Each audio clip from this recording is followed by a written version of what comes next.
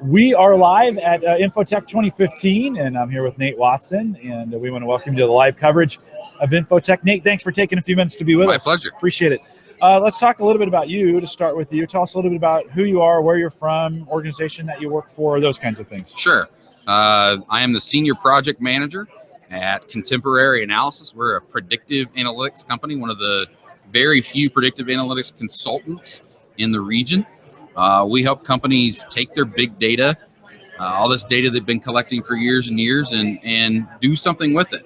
Make decisions off of it. Figure out what they're doing right, how they can improve, what they're doing wrong, how they can improve on that. Right. Where they should be spending their time, how they should be marketing, how they should be selling, what clients they should be chasing, what they're going to sell next year, next month, kind of people they should hire, promote, what motivates people. Cool. Projects you should bid on. The list goes on and on and on. The whole promise of BI, yes. Right? From that standpoint. Talk a little bit about your session. Give us kind of the high level view. What was the problem, and what did you present, and what were just a few of the points? Yeah, so our session was really great. We had about 100 people showed up. We really looked at what the future of marketing and sales was when you use predictive analytics to make data-driven decision-making. And we looked at a couple case studies inside of politics. Politics is this really interesting microcosm of sales and marketing. They'll never call it that in politics. No, of course it's not. Messaging. It's but it really is sales and marketing. It's getting individuals to buy a product, whoever they're voting on, on a day, on one day, getting everybody to leave their house and to go and buy someone. So we get to test a lot of theories. We get to test a lot of models. The industry itself is cool because it's very unique in that most people who are working inside of a campaign, they're not trying to get promoted. They're not trying to make their boss happy. They're trying to get their boss elected. Right. So real data, and if the results are bad, they're going to give it to them. Where in a business, that's not the case. Mm-hmm. They hide a lot of negative results. They filter data. But in politics, you don't have that. You get to try a lot of things. It's really, really fast. Every November, the company sells itself. That's the end of the company. Everybody's unemployed, except for one person. Right.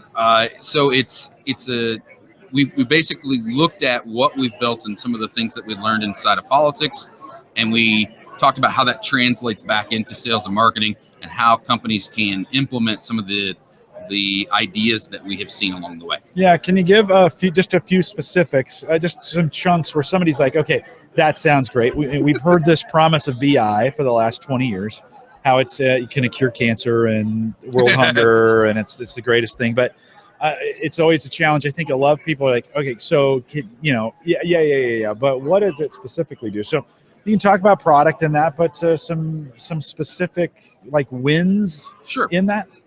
So we had a school bond that in a different state, in a different city, that we were working on last year. And they really wanted to make the school bond very, very large.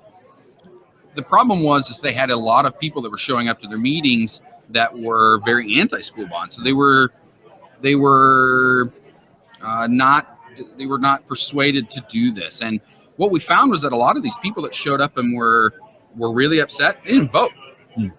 So one of the things that how did you find that? How did you know that? How does that work? Yeah. One of the interesting things you realize inside of politics, and some people don't get this, but your voting record, not specifically who you vote for, but the fact that you showed up to vote and what party you're affiliated with is public record. Okay. So we looked at these people who sign up before they go into the big board meeting. We pulled their voter file, and lo and behold, they don't vote. So we had a very vocal group of people who were anti-school bond, didn't vote. The voting majority were very happy with the school bond. They wanted this school bond, and it was very evident that we needed to focus on the people who actually were going to show up and vote. We need to focus on what their opinions of the bond was, and it translates very well back into sales, where you can have a lot of people, if you post on social media, that come out and say, we don't like your product, that product's terrible, how dare you move the button across the screen. But are they buying your product? Are you, I mean, it sounds harsh, but I don't really care about someone who isn't buying my product, who isn't engaged with me. Right, I've got to right. focus. I don't have time. I've Right. got to focus my time and effort on those individuals. Right. And so what kind of, when do you guys work to that point when the numbers start coming back? Do you guys start working with those organizations to tell them that? Because that's real, institutional discipline is really hard at that point to get a CEO to not concentrate on the negative stuff. That if the data said that, right? If I have 10 vocal people and 10,000 who are actually buying it or are happy with it, it's hard not to focus on the 10,000. From a data standpoint, do you guys work in that area where you kind of say you got to stop looking at it if that's Absolutely. the case? It is very, very difficult. The implementation of data-driven decision-making, which is in the end what we do. We take your data, we provide what kind of decisions you should make off of it, and then you get to put the final stamp of approval. You get to actually approve or disapprove what the data says. But it is very hard to, hopefully, if you're a CIO or CTO or CEO, you have the leadership chutzpah to be able to say, the data says this. I know there's a vocal minority that is anti, but the people who are buying our product, the people who actually care about our product are happy. This is what they want, and make the decision that way. But it takes some visualization. So we do a lot of visualization of data, a lot of visualization of the answers. We do a lot of political buy-in. So there's a lot of hand-holding in the process as well. We make sure that everybody understands what the data is actually saying. You can misinterpret data about any way you want. Yeah, and it can be interpreted any way you want. Yes, right? absolutely. From that standpoint, So we help them with that. We really do a lot of hand-holding. The implementation is 50% of what we do. Yeah. Do you find on the front end, one of the other promises of BI was these sweet, sexy dashboards and what you were talking about? What do you find is being consumed the most? What's working the best when we think about the mobile space or just the delivery space, whatever that is? What are you finding that's working really well right now? What are most people finding great value in? So in the leadership space, we're big Tableau users. Okay. And they're here today somewhere. They're down the. I think down they're the road. down there. And we've implemented a lot of Tableau installations in a lot of different companies, a lot of big companies in town. That it's easy to use. It gives you really great visualizations. It does, especially the 9.0 does a great job of being able to clean some data, which is again about 25% of what we 25% of what we do is getting data, cleaning data, data quality. Super important. You have a lot of data, but it's dirty. It doesn't really tell the story. Right. Are they consuming that from a device standpoint? Is it being driven down to the phone, or are we still on tablets, or is it still at the PC? Are they getting it in their email? What's working especially in the leadership? Because that's the key. In the leadership roles, it's probably only a tablet. Okay. There are some really interesting instances. We worked for a company called My Vitals, which is a telemedicine company, a really good company based out of Omaha. They have it's designed for doctors and nurses to be able to monitor a number of patients that are actually at their house. They send them home with a big Bluetooth bucket of stuff, and they take blood pressure and all the goodies. And that is consumed on a phone.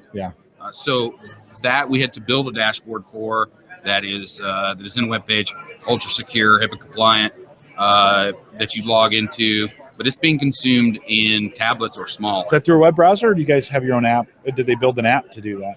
They built an app to do that. I would think so. Yeah. Security pieces are tough. Security, app's really the right way to get it done from that standpoint. If you need security, yes.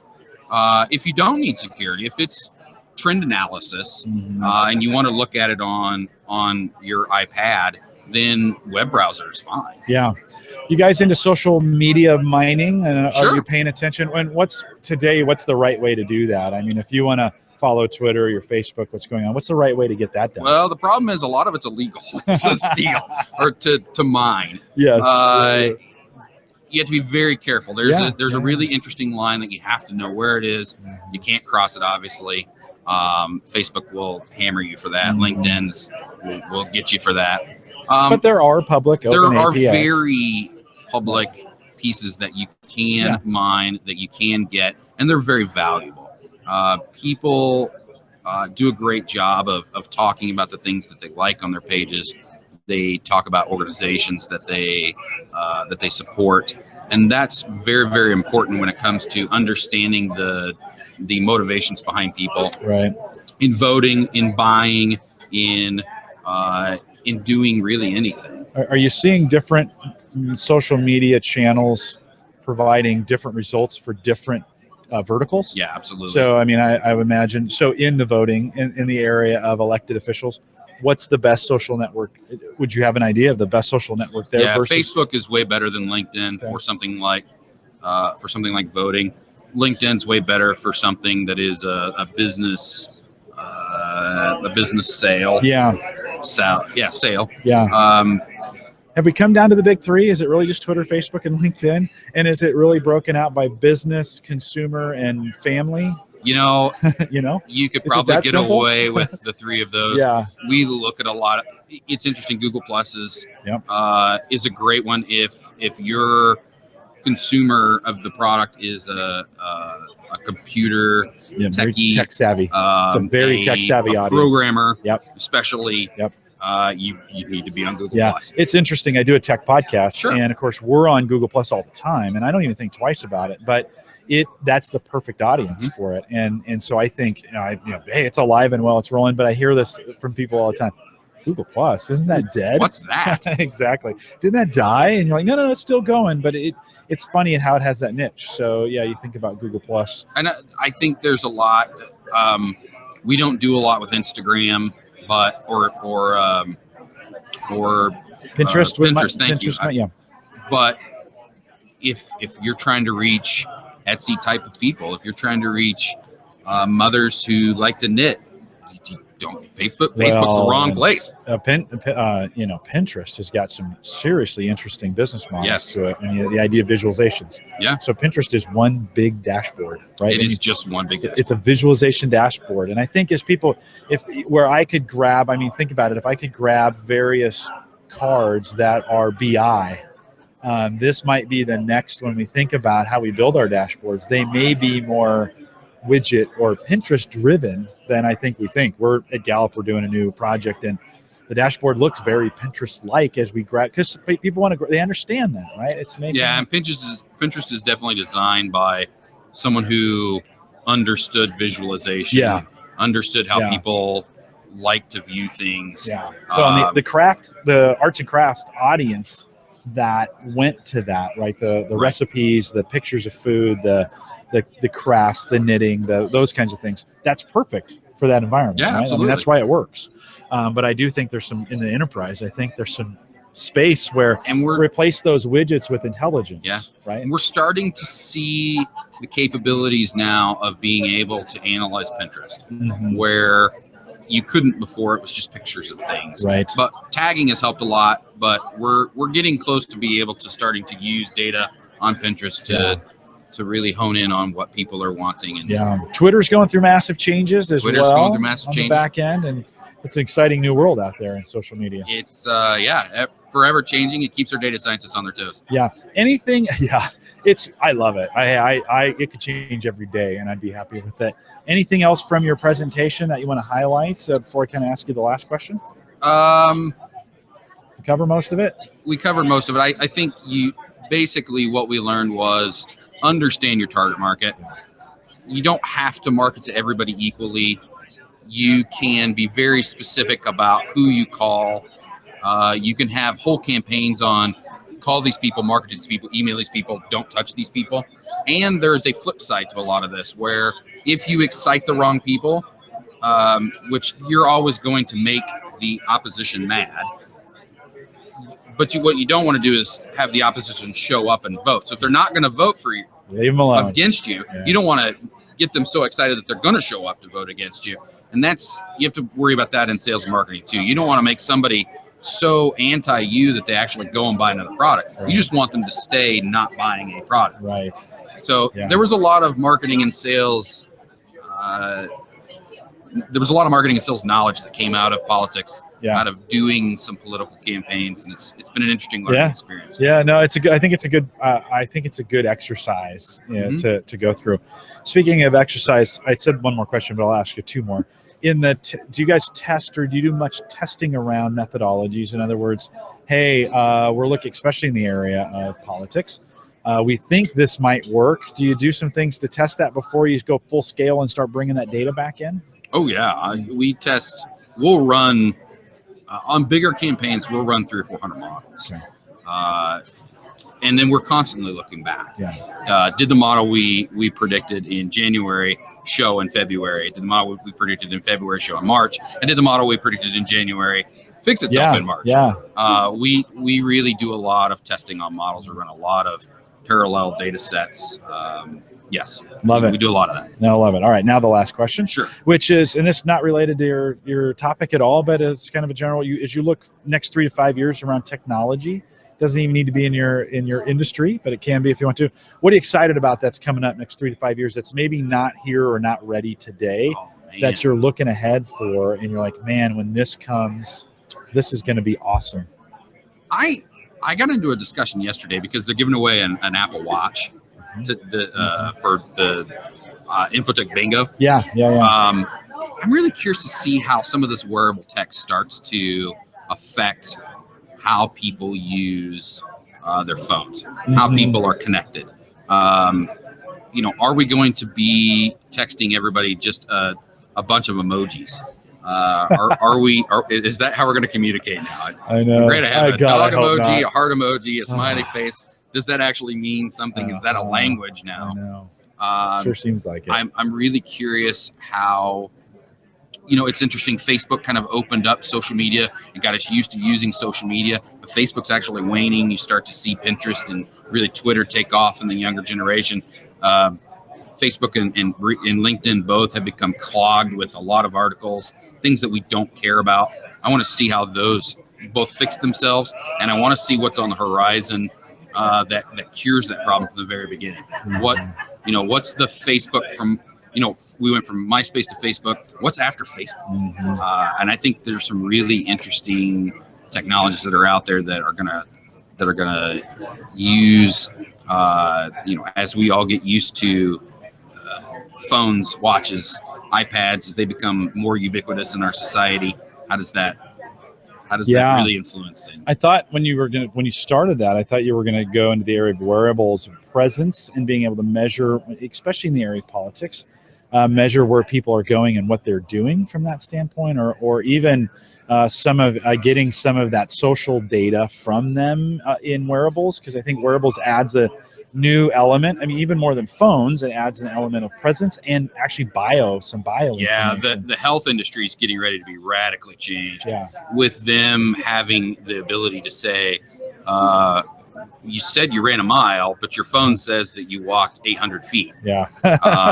You need to lose weight. Your blood pressure has to come down. We can now take blood pressure. You can now just hold your phone up to your heart and get a heartbeat. I mean, that's going to really fundamentally change how we do healthcare in America. It'll be really interesting to see going forward. Well, hey, Nate, thanks for taking a few minutes it's been my to pleasure. Be a part of what we're doing, and thanks for coming out. Thank you. Absolutely. Thanks.